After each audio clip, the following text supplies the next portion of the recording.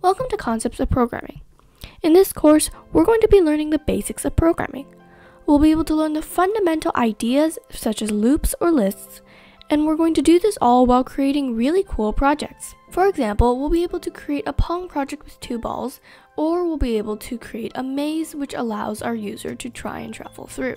Throughout the journey of this course, we'll be using the free MIT language of Scratch, and we'll be using their interface with physical block codes to understand the concepts better.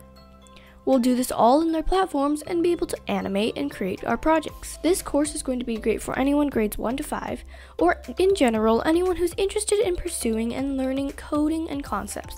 It's a great course for beginners and will allow you to understand the basics of code.